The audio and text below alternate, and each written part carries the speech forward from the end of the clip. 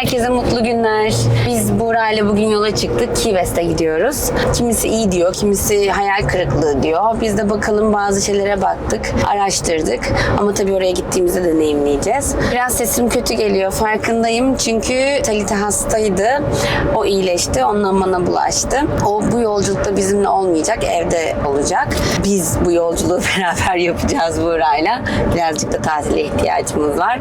Aslında bu yolculukta 3 kişiyiz. Çünkü burada uçuğum da çıktı Buğra. Ben ve uçuğum gibi bir şey oldu. Bu yoldaki maceralarımızı, deneyimlerimizi sizlerle paylaşacağız. Çünkü ben de ilk kez gidiyorum gerçekten. Burada yaşamama rağmen ilk kez gidiyorum. Bakalım bu yolculukta bizi neler bekliyor. Sen ne diyorsun? Uzun süredir gitmek istiyorduk ama birçok insan gitmeyin. Bir farkı yok dedi. Florida'da her yer birbirine benziyor zaten. Her yer birbiriyle aynı. Deniz, güneş. Ama yine de merak ediyoruz. Çünkü dünyanın gerçekten tatil merkezlerinden biri. Amerika'nın en güneydeki noktası. Gideceğiz, göreceğiz. 4 saat bir yolculuğumuz var. Önce bir Miami'den çıktıktan sonra bir adada duracağız. Kahvaltı yaparız. Kahvaltı edeceğiz. Bana bir Starbucks alır mısın? Almam. Neden? Çünkü orada adalarda çok güzel Küba kahveleri var. Oraya tamam, gitmişken Starbucks yani biraz ayıp olur. Ayıp olur biraz. Küba'ya bu kadar yaklaşıp da Starbucks içmem biraz ayıp olur bence. Tamam ama hani şu an 4 saat yolumuz var. En azından yolda bana bir şeyler ısmarlarsın diye düşünüyorum. Tamam, bakarız. Çünkü her yola çıktığımızda bir şey istiyorum da. O yüzden benden bıktı. Keyif depolayıp geleceğiz diye umuyorum. O yüzden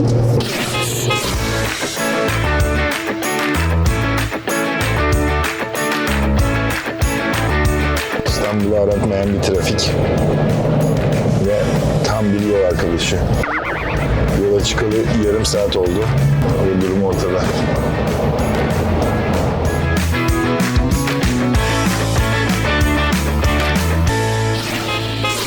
şu an 11.30 ve bana Buğra hala kahvaltı yaptırmadı. Bir kahve bile almadı. Tamam hani çok yemek yiyen biri değilim ama sonuçta bir kahvaltı da yapmak istiyorum ve her sorduğunda yarım saat kaldı, yarım saat kaldı diyor. Şimdi ne kadarımız kaldı? Yarım saat. Şaka. 20 dakikamız kaldı. İnşallah. Burada çok güzel bir su var. Sulardan geçiyoruz. Bunlar küçük kanallar oluyordu galiba, değil mi? Burası Everglades Park'ın güneyi aslında. Yarı tatlı su, yarısı deniz suyu. Deniz suyuyla da karışıyor buralarda. Başka bir videomuzda da size Everglades'i göstereceğiz. Büyük bir bataklık ama çok vahşi bir yaşam var. Dünyanın en büyük bataklığı. Dünyanın en büyük bataklıklarından biri. Timsahları göstereceğim size. Çünkü timsahları gezdiren turlar var. Böyle tekneye biniyorsunuz. Onlarla timsah gezisi yapıyorlar. Size orayı da göstereceğim. Bir sürü yerler göstereceğim. Hani ben burada ne yapıyorum, ne ediyorum, nasıl yerleri görüyorum? Birçok kişi merak ediyor, soruyor. O yüzden elimden geldiği kadar size göstermeye çalışacağım.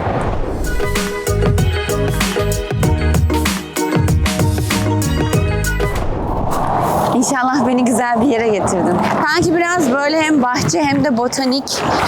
Bahçe içinde böyle kahvaltı edilebilen ya da bir yemek yenilebilen bir yer gibi. Bak şunlar çok güzel. Bak en sevdiğim şeyler. Tam benlik. Hi, hello. Hi everybody. Over here we have all the bakeries. Banana bread, orange ricotta, coconut key lime. We've got pistachio cakes. Just make sure you come and see us. We got the best stuff handmade. Thank you.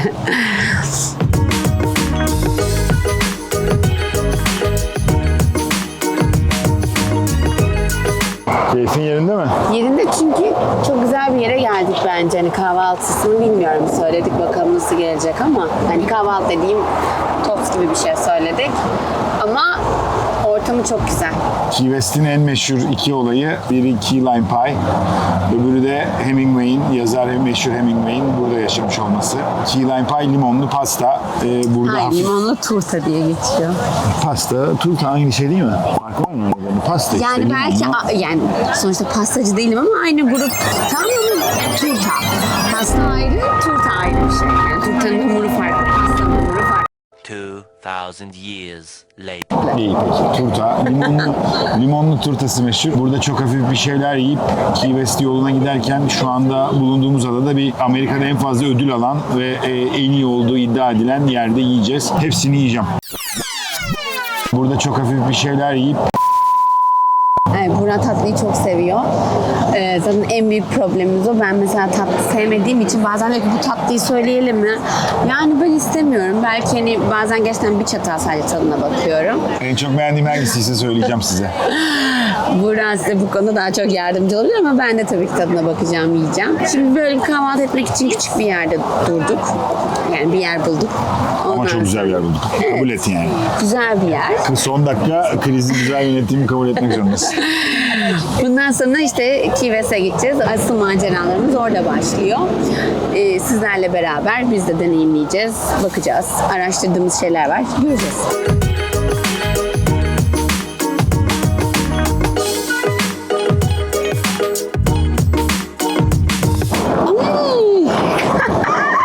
Muhteşem değiller mi? Senin tostundan veriyorum.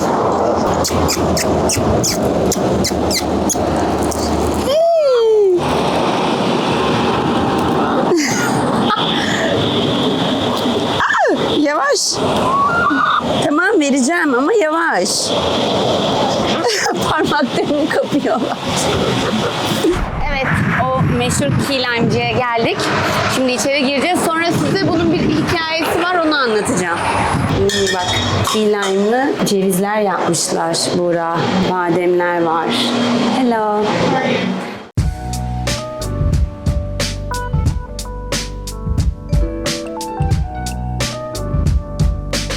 Bak, bezeler de yapmışlar. Alalım bir şeyler o zaman eve. Tamam, alırız. Bir de dönüşte alırız. Tamam, sen ödemeyi yap. Evet, bahçesine geldik ve bir sürü kalplerle karşılaştık. İçeriye sorduğumuzda bunlar ne dediğimizde bunlara isim yazıyorlar. İşte belki iyi dilekler, sevgi, aşk ya da ne diliyorlarsa dileyip kilitliyorlarmış. Biz de yapalım mı?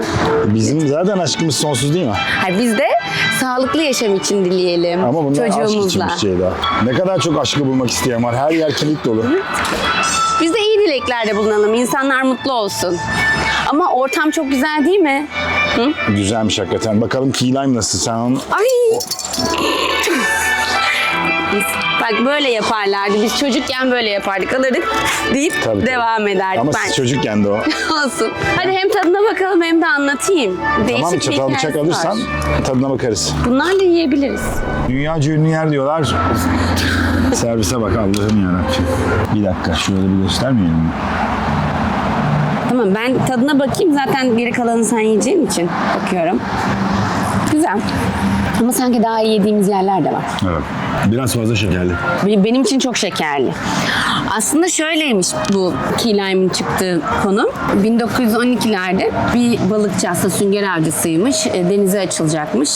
O zaman yanında işte yumurta, süt ve böyle ne almış? Sence? Limon. Limon. Limonlu Ya. pasta için karpuz almış. Limon almış ve o anda o zamanki sütler biz şu anda bulduğumuz gibi değil, tenekelerde oluyormuş ve bunları bir kendi kesesi, işte çuval dediğimiz ya da o anda ne kullanıyorsa bilmiyoruz.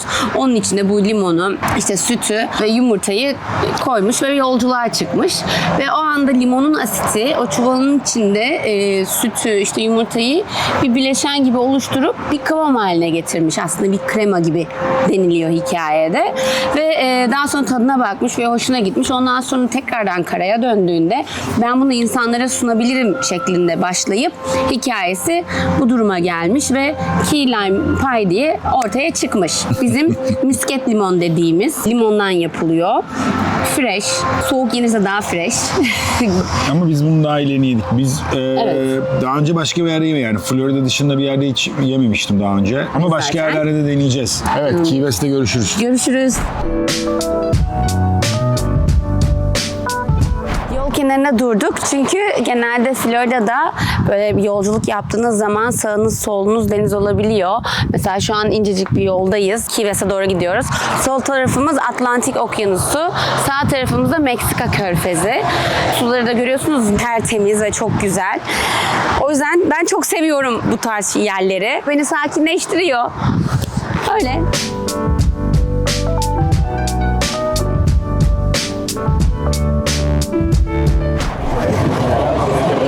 İnanılmaz değiller mi? Gel. Hayır, onları beslemek yasak Ceyda. Neyleri? O pelikanları beslemek yasak. Balıkları mı vereceğiz? Evet, saldırırlar diyor. Bak arkanda var bir pelikan. Çabuk at hadi. Ben dökeyim mi? Dökme hayatım. Ama ellerim çok kötü.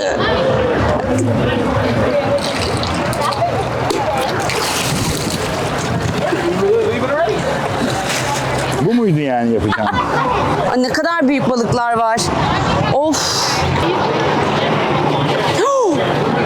Balığın büyüklüğünü gördün O mü? yüzden oraya çekiyorum zaten. Kafası benim kadar.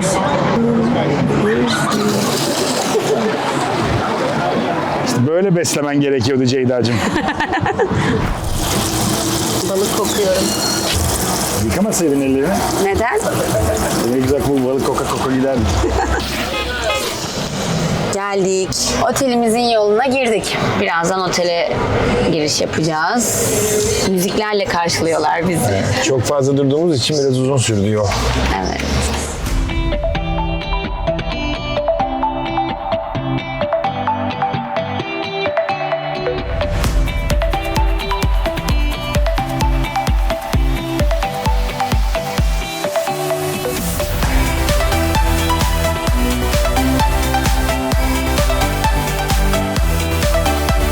Evet, otele geldik. Burada Hilton'da kalıyoruz. Böyle küçük bir dolap yapmışlar. Aslında güzel, hoş bir oda. Tabii o düşündüğünüz Hilton'lar gibi değil dışı. Daha bu bölgeye uygun bir şekilde yapılmış. Balkona çıkacağım. Bu da balkondaki manzaramız. Şurada okyanus var. Bu şekilde. Tatlı bir yolculuk oldu. Güzel bir odaya geldik. Şimdi birazcık dinlenip daha sonra gezmeye başlayacağım. Evet, otele geldik, yerleştik. Şimdi bahçesine indik. Yemek yemeye gidiyoruz. Çünkü öğlen yemeği yemedik. Sonra şehri gezeceğiz. Buğra, civcivlere bak. Talih olsaydı çıldırırdı. Otelden çıktık, yürüyelim dedik. Hem şehrin içine inelim hem gezelim, bir şeylere bakalım diye. Ama yürünecek gibi değil. İnanılmaz sıcak. Ben yürümeyi severim. Buraya dedim ki motor kiralayalım. Gerçekten yürüyemeyeceğim. O yüzden bakalım şimdi motor kiralamak için bir yer bakıyoruz. İnşallah yapabiliriz, yoksa yürüyeceğiz. Evet, Buğra şimdi motor kiralamak için konuşuyor şansımıza ve gerçekten motosikletle gideceğimiz yere kadar.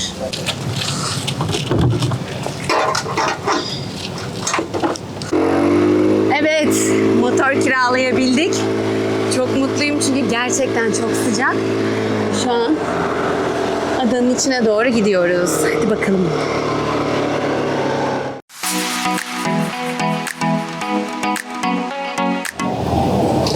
Şuradaki tatlış yere yemek yemeye gidiyoruz şimdi.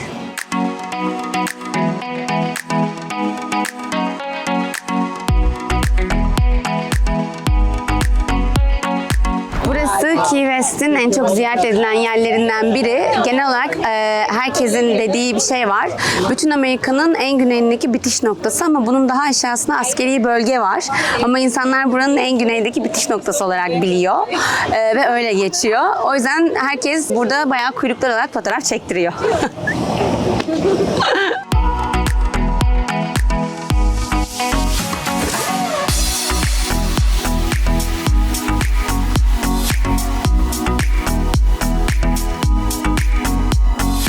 Şimdi şehrin tarihi marinasındayız.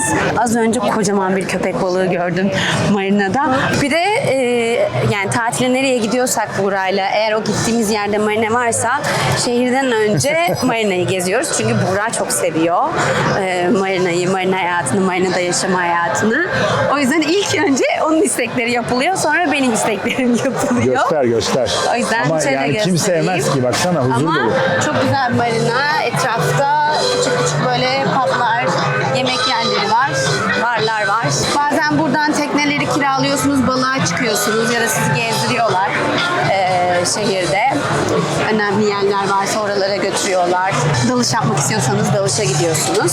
Şuraları çeksene, bak ne kadar güzel bir bina.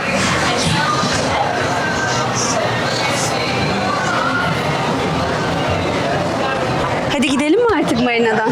Hadi gidelim. Marinadan ayrılabilecek misin? Yok, umduğumu bulamadım.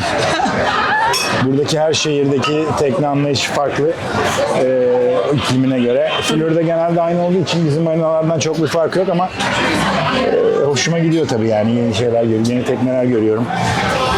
Bir de huzur veriyor su, denizcilik hayatı, yardımlaşma olayı marinalardaki. Hoşuma gidiyor benim. Şehrin o trafiği, insanı, su yok, insan görmüyorsun bir kere. Hoşuma gidiyor yani. Tam kendime çevireceğim bir şey söylüyorsun, konuşuyorsun. Allah. Ne yapacağımı şaşırdım. Ya bu arada gerçekten dudağım çok kötü olmuş. Bir de sıcakta daha da çok yanıyor, acıyor. Ne yazık ki bu videomda birazcık bununla karşılaşacaksınız ama önemli olan sağlık olsun. Değil mi? Bunlar ufak şeyler. Ne oynuyoruz şimdi? Al kırmızıları. Otelde şey gibi çocuklar aktivite yapar ya akşam onun Al gibi oldu. kırmızıları. Kırmızıya yakın olmaya çalışacak. Beyaz topa yakın olmaya. Nesine oynuyoruz? Akşam yemeğine. Tamam. Tamam mı? Başlıyorum. Peki. Peki seninkini itip uzattı mı sıkıntı Ay, yok. Ben yapabilirsin. yakın Aynen. kalabiliyorum. Kim beyaz topa daha yakınsa. Tamam.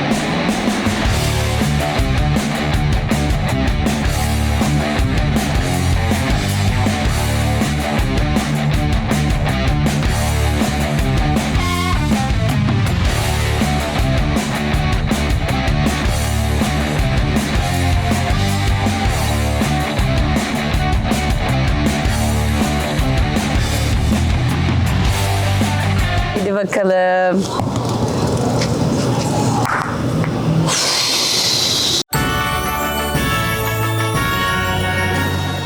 Ama beyaz topu Fark yaklaştırdın etmez, kendine. fark etmez al. Ne fark eder ki senin Bence topun? yanlış oynuyoruz. Hiç yanlış böyle. Hep kazak. Gerçekten akşam sen yapsaydın. Gerçekten akşam bakacağım. Bir dakika, şimdi bir dakika. Elimi sıkmak yok mu? Centilmence bir maç yaptık. Bence beni kandırıyor Gel buraya. gerçekten. Akşam yemeği sende. Tamam Teşekkür akşam ederim. yemeği ısmarlarım. Teşekkür Sorun ederim. değil. Sabah kahvaltımızı yaptık. Şimdi jet ski'ye bineceğiz. Böyle bir grupla.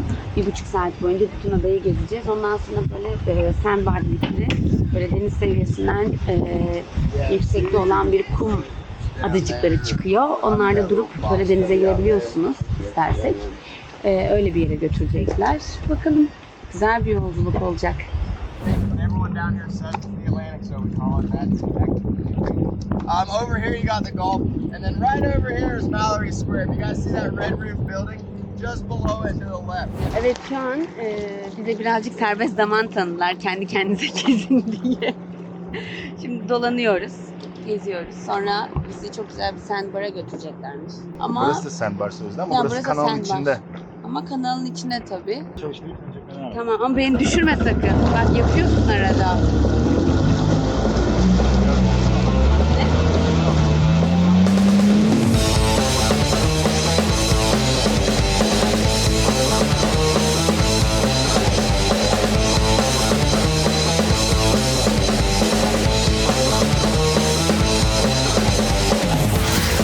Sabahki jet ski maceramızdan sonra şimdi şehre geldik. Biraz müzeleri gezeceğiz. Şimdi Amerikan eski cumhurbaşkanlarından Harry Truman'ın evine geldik. Little White House deniyor. O yüzden içeri girip detayları öğreneceğim. Bakalım. Kapıdan içeri girdik ama hangi ev olduğunu hala ulaşamadık. Ama çok güzel evler. İnanılmaz. Ulaşamadık. Bakalım. Gerçekten. Yani herhalde eskiden acaba burada Bence bu Korumalar, bölge morumalar falan mı var? şey olabilir. bir de bütün Misafir. bir de bütün evler birbirine benziyor. Evet, misafir evi olabilir. İşte belki biri toplantı Ama yaşam yaptıkları var mı yer. bu evlerde acaba? Bence Gerçi arabalar falan var. devletten birileri yaşayabilir. Yok şu anda ama müze olarak kullanılıyor. Niye devlet? Hayır, bazı evler belki. Burası, Bak burası. burası Tamam, ev. Bulduk. Neden Küçük Beyaz Saray dediklerini de anlamış değilim. Burada yazıyor, açıklaması var. Var, bakalım neymiş. 1890'da yapılmış. Askeriyeninmiş önce. Başkanlardan Howard Taft kullanmış, Truman kullanmış, Eisenhower, Kennedy. Aslında o zaman Truman'ın evi değil. Değil ama Kennedy, gene- Jim Carter, Bill Clinton hepsi kullanmış. Kullanmış ama herhalde en uzun o kaldı. O yüzden demek ki Küçük Beyaz Saray. Çünkü dışarıda Truman'ın evi diyorlar ama hepsi kullanmış. Ama bahçesi çok güzel. Ağaçlar çok güzel. Bakar mısın ağaçlara?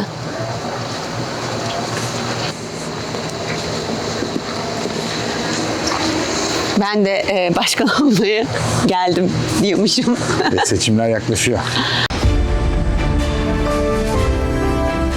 Video çekmek yasakmış içeride. O yüzden belli yerleri gezeceğiz. İşte bahçesi, böyle bir hediyelik eşya yeri var içinde. Onları gösterebiliyorum.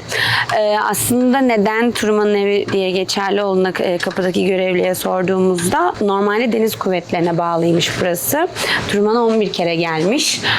Diğer başkanlar 1 ya da 2 kere geldiği için en fazla o burada kaldığından ve geldiğinden, o yüzden onun evi olarak kalmış. O yüzden bu adı vermişler. O yüzden içeriği ben de çok merak ediyordum. Biz gireceğiz ama size gösteremeyeceğim. O yüzden, çünkü fotoğraf çekmek, video çekmek yasakmış.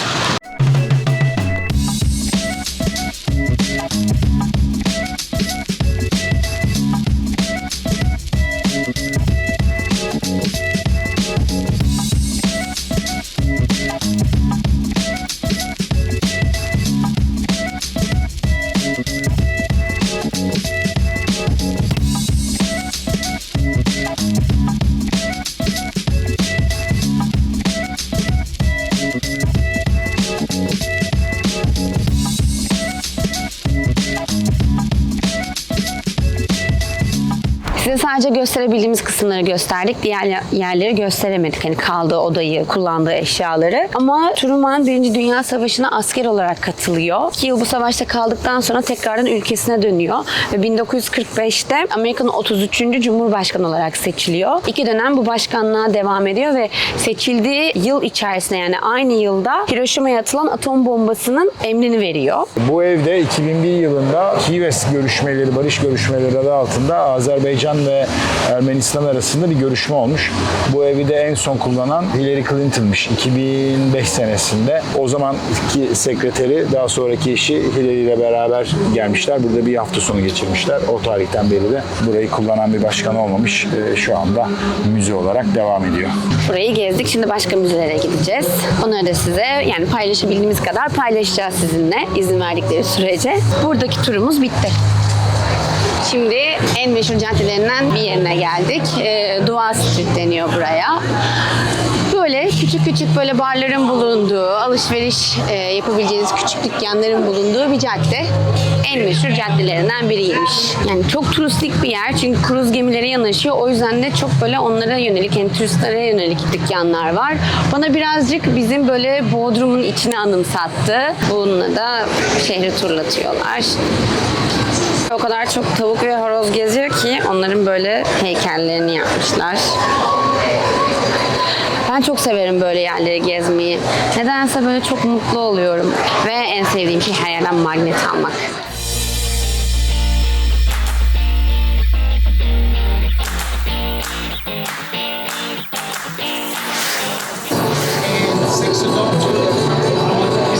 Burak sıcaktan bayılıyor orada.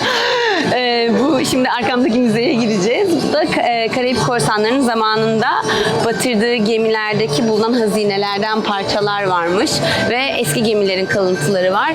Merak ediyorum, şimdi ona gireceğiz. Tabii Burak burada fenalık geçirmezse. Burak, seni çekiyorum. Çok mu sıcak?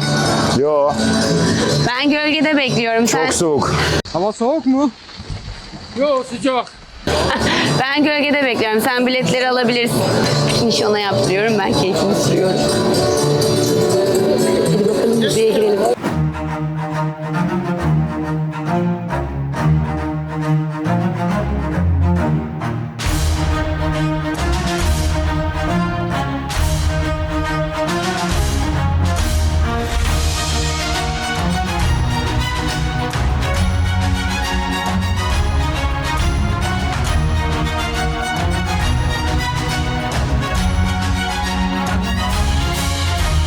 Bak, o dönem kullanılan kumaşlar, dikiş makinesi, tabaklar, vazolar.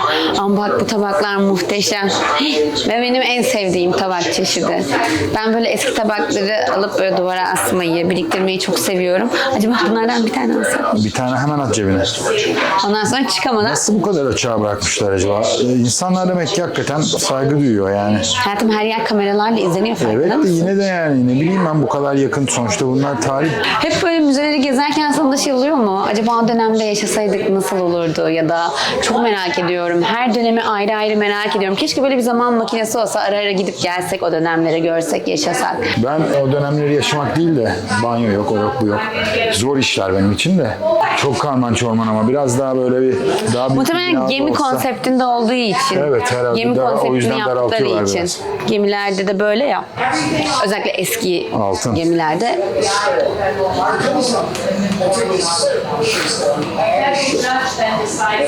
Ceyda piyano çalacak mı? Az önce aklımdan geçti ama ne yazık ki dokunmayın diyor. Şuradaki düğmene bak. O zamanlarda bunu çevirmek bile kim bilir ne kadar zordu. Evet. Key West'in eski hali. Aslında çok bir şey değişmemiş. Ev koruyorlar burada da o yüzden hala aynı evler falan. Aslında çok önemli bir şey bulunduğu Yüksek yerin. binalar, şunlar bunlar hiçbiri yok. Hala Evleri aynı. korumak. Gördün mü 1941'deki dalgıç kıyafeti Üf, ne kadar ağır gözüküyor buradan. Zaten herhalde senin batman için bu kadar bir ağırlık lazım. Neden? Rüzgarda bile dengem bozuluyor Ceyda'cığım. Ne yapabilirim? Buradaki hazineleri çıkartırlarken giydikleri kıyafetlermiş 41 yılında deniz kuvvetlerine ait. Görülmesi gereken bir yer. Biraz karman çorman, karışık, aralarda güzel parçalar Ama var. işte konsepti o. Gemilerin içinde böyleler. Çünkü geminin içinde bir düzen yok. Her bir şey böyle sıkış sıkış. O yüzden Onu de o dönemi yaşattılar bana. yaşatmak için kurulan bir müze. Zaten oradan çıkan parçalar. Evet, ama görüntü alırken çok zor oluyor. Çünkü o kadar karman çorman ki her şey birbirine. Yani işte burada can Bir de sıkıntı, gerçekten şunlar hani biz bunlar. gösterebildiğimiz kadar aslında bir sürü şey görüyoruz ve tek tek hani onları okuyoruz ama hani o anda sizinle paylaşabildiğimiz birkaç bir şey oluyor. Çünkü müze gezmek hani ayrı bir durum. Tek tek okumanız lazım, incelemeniz lazım.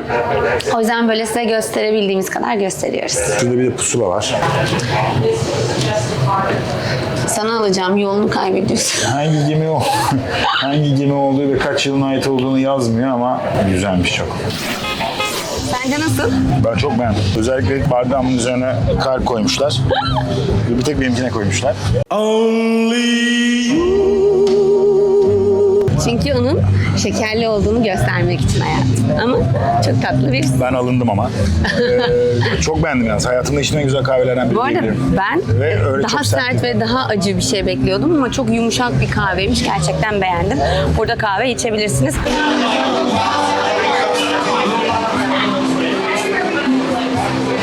Artık yemek yememiz lazım. Çok yoruldum. Tam böyle Florida stili bir yere geldik. Küçük böyle tatlı bir pub. Ya adam çıkıp şarkı söylerse başımızda. Onu da dinleyeceğiz. Tam sahnenin önünde kaldık. Ben seni en ön masaya getirdim. Teşekkür ederim. Şarkılar eşliğinde yemek yiyeceksin. Ya böyle bayılıyorum hayvanlara ev sahipliği yapan restoranlara. Bakar mısın ne güzel oturuyor. Ay indi ya. Ha, tekrar geçelim. Evet. Çok güzel değil mi? Birazdan da bulunduğumuz restoranda thank you. Ay. Birazdan bulunduğumuz restoranda böyle canlı müzik de var. Onun eşliğinde yemeklerimize devam edeceğiz ama gerçekten köpek muhteşem bir detay. Sat and standing around to see if anything she sees. Wind up peeking through a keyhole down from your knee.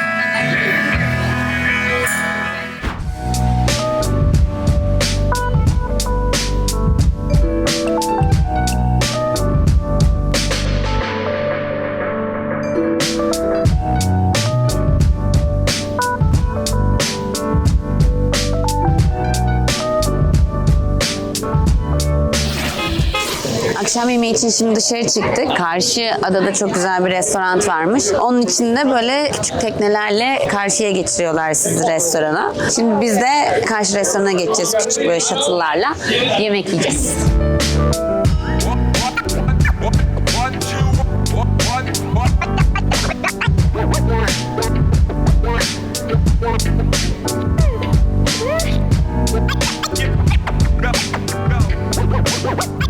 Evet, şimdi teknemizden indik. Restorana doğru yürüyoruz. Bence çok güzel bir ortam var. Böyle iskeleden falan iniyorsun, yürüyorsun. Çok keyifli görünüyor.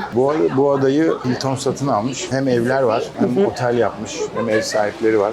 Ama çok güzel bir restoran yapmışlar. Çok hoşuma gitti. Değil mi? Bir de geldiğimiz tekne böyle tam Sedef Adası'nda herkesin kendi özel mülkü olur ve hani oturanlar ancak geliyor ya da misafir olanlar söylüyor kaptana, alınıyor. O tip yapılmış. Çünkü rezervasyon olanları alıyorlar adaya, restorana ya da otelde kalıyorsanız veya eviniz varsa. Evet, gerçekten muhteşem bir restorana geldik. Etraf çok güzel, atmosferi çok güzel. Size burayı daha sonra, yani yemek yedikten sonra kalkarken etrafla çekip göstereceğim. Ama şu an çok mutlu oldum çünkü çok güzel bir Bir de ortamızda restoran. kocaman bir ağaç var. Gör. Bak. Buradayız. Bu. Doğayla iç içeyiz.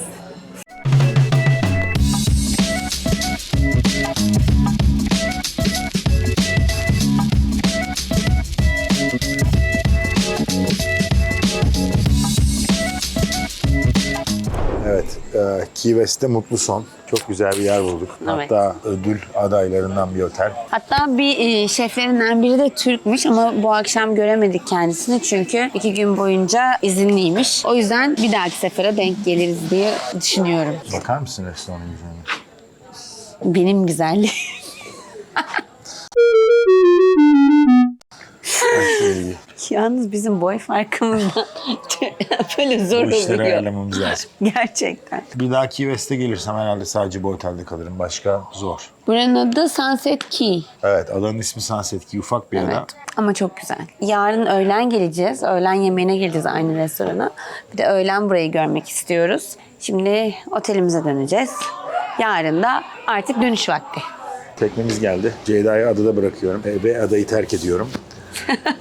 Bu adanın şartları beni gerçekten çok zorladı ve artık adayı bırakıp İstanbul'a dönmeye karar verdim.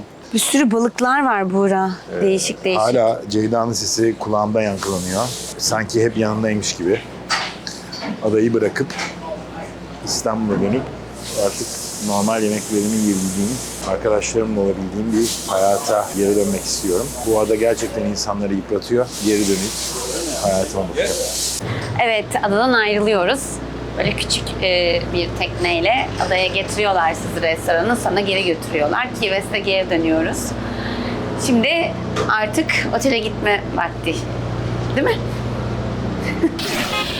Şimdi Nobel ödüllü Hemingway'in evine gireceğiz. Birinci Dünya Savaşı'nda başladığı yıllarda kendisi lise öğrencisiymiş ve bu savaşa katılmak için başvurmuş ama sol gözündeki problemden dolayı kabul edilmemiş ve bir sürü olay yaşamış. Yani bir sürü çabaları olmuş. O yüzden genelde savaş üzerine yazıyor kitaplarını. 4 kere evlenmiş. Ne yaz? Barış üzerine. Aşk barış mı yazsın? 4 kere evlenmiş adam. Tabii ki savaş üzerine yazacak Buradan yani. anladığın bu mu? Evet, yani 4 kere evlenen adam ne yazabilir ki başka? Savaş üzerine yazacak tabii ki yani. Neyse. Adam hep savaşmış. Sen de mi savaşıyorsun Hayır, benimle? yani- Anlamadım. Burası Hemingway'in yemek odasıymış. Ne kadar güzel eski eşyalar değil mi? Evet.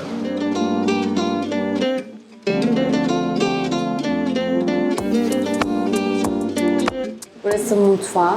Kedinin güzelliğine bak. Gerçek kedi o. Hadi canım. Gerçekten mi? Burada da kedi var. Burada da var. Bak yine benim sevdiğim tabaklardan.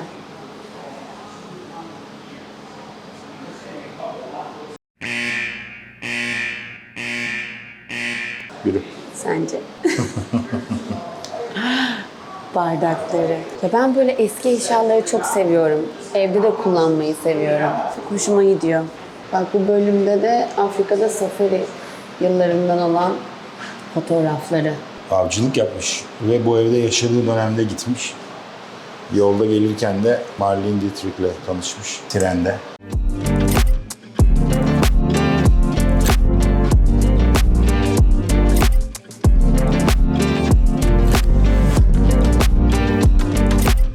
Yazarın yatak odasında kendi yatağı ve ortada bir kedi yatıyor şu anda.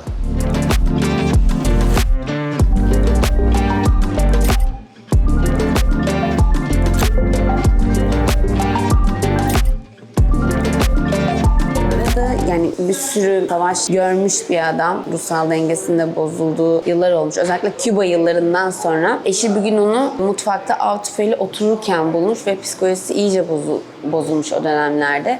Ve doktora götürmüş, elektroşok tedavisi görmüş. Ve bu tedaviden sonra taburcu olduktan 2 gün sonra kendini av silahıyla evde vurarak öldürmüş. Gerçekten şöyle bir balkonum olsun isterdim. Muhteşem değil mi? Bahçesinde arka tarafında galiba misafir ev var, havuzu falan da var.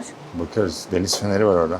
Bu arka bahçesi. Herhalde zamanında orada balıkları falan vardı. Ama balkonuna bayıldım. Gerçekten çok güzel. Evet, bir de güzel esiyor tam denize karşı. Ne anıları vardır bu balkonda? Bence içeride oturup kitabını yazıyordu. Bence balkonda da yazdığı kitapları vardı. Bahçesinin bir kısmı. Çok güzel değil mi? Çok çok keyifli bahçesi hakikaten. İyi değerlendirmiş gölgeler mölgeler. Bu arada havuzun orijinal olduğunu zannetmiyorum çünkü üzerine bir kaplama yapmışlar. Evet. O dönem bu olduğunu zannetmiyorum. Yani şu anda bizim kullandığımız malzemeler var. Muhtemelen belki çok eskidi ve korumak için böyle bir durum yapmış Yoksa olur. suyunu kaybeder ama ışıkları falan bak kocaman eskisi. Yani şu anki gibi değil. Ama hakikaten şu an acayip atlamak istedim. Havuz önemli değil de yani o kadar Burak sıcak. hadi yap. YouTube için şimdi suya atlıyorum ve tutuklandım. Eve dönmek için yola çıktık ama yol üzerinde Burak beni bir yere getirdi. Bakıp keşfetmek için. Sonra tekrardan buraya gelir miyiz diye. Nereye geldik Burak? Duck Key diye bir adaya geldik. Burada Hawks Cay diye bir otel var. Buraya Talya'yla gelmeliyiz. Aynen, kesinlikle Talya'ya gitmemiz lazım. Evet, eve dönüyoruz. 2 saatimiz kaldı. Ya tatil değerlendirmesi yapalım mı? Nasıl buldun Key West'i? Yapalım. Key West'te değişiklik oldu bence bize. En azından görmemiz gereken yerlerden biriydi. Çünkü burada yaşıyoruz, Florida'da yaşıyoruz. Herkes Key West'e gitmediniz mi diyordu. Sonunda geldik, gördük. Evet. Bir daha gelir misin? Çok uzun zaman sonra gelirim. Hani hadi gel ya bir Key West yapalım gibisinden ya da araba yolculuğu yapmak istersem hani yakın yerlerden biri diye. Ama onun dışında herhalde uzun bir süre gelmem. Ben de yani güzel bir yer. Ceyda da ben de ikimiz de salaş yerleri aslında çok severiz. Key West de hakikaten çok salaş bir yer. Dün akşam gittiğimiz restoran çok güzeldi yalnız. Evet, o çok güzel. Yani gelinirse o otele hakikaten Key West'in içinde değil ama dinlenme tatili olarak oraya ben gelirim. Belki evet oraya gidilebilir. Key West'in içine de belki bu esnada bir gün inilebilir. Hani Evet. içine inip böyle şehri gezmek için. Ama hani 2 gün bence Key West için yeterli. Tabii biz burada yaşadığımız için bize 2 gün. Belki şehir dışından ya da başka bir yerlerden gelen insanlar için 3 gün 4 gün sürebilir bu tatil ama hani bizim için yani burada yaşayanlar için bence Cuma'dan Pazar yeterli olur diye düşünüyorum. Burası çok fırtına yaşayan bir yer. Hurricane geliyor. Haziran ayından Eylül ayına kadar. Eylül ayında hatta grafiğin en üst peak yaptığı noktası. İnsanlar Eylül ayında tatile gelmeyi düşünüyorlarsa özellikle Florida'ya, Eylül ayında bu olaylar daha riskli. Belki tabii. Bahamalara gitmek isteyen insanlar olur. Çünkü Florida'dan yakın, Miami'den yakın ama o süreçte gidemeyebilirler ve boş yere gelmiş Evet olabilirler. yani Florida ve Karayipler Eylül ayında doğru bir destinasyon değil. Zaten o yüzden O oteller daha ucuz Eylül ayında. Evet, o yüzden de şey olabilir. Ama güzel oldu ya bizim için hafta sonu ama tabii eve döneceğim için mutluyum. Çünkü köpeklerimi göreceğim, çocuğumu göreceğim. En şeyse evim yani sonuçta. Sen mutlu musun? Yarın senin iş günün. Ama benim de Talya'nın okul günü. Ya ben her nereye gidersek gidelim dünyanın en güzel yerine de gitsek sonuçta Florida'ya geri dönüyoruz. Yani herkesin tatil için geldiği yere biz evimize geri dönüyoruz. Çok duyarsınız muhtemelen. Bütün tatillerde ben hep çok şükür ki buradan Florida'ya gidiyorum diyorum. Tabii ki mutluyum eve gideceğim için. Çocuğumu özledim. Sabahleyin babam diye resmimi almış. Resmimle koşturuyordu evin içinde. Bizimle olduğunuz için çok teşekkür ederim. Hepinizi çok öpüyorum. Bir sonraki videomda görüşmek üzere. Bu videoda beraberdik. Bakalım diğer videolarda neler yaşayacağız. Bir şey söylemek ister misin? Görüşmek üzere. Bana eşlik ettiğin için teşekkür ederim. Ben teşekkür ederim. Beni bu tatile yalnız bırakmadığın için ben teşekkür ederim sana Ceyda'cığım. Ben o zaman biraz uyuyabilir miyim? Hayır. Neden? Hiç sevmiyorum. Gerçekten kendimi öyle uyurken sen uyuduğun zaman kendimi çok yalnız hissediyorum. Uyu canım, ne yapmak istiyorsan. Konuştuğum zaman da biraz uyusana diyorsun. Uyu. Neyse. Hepinizi çok öpüyorum. Bye bye.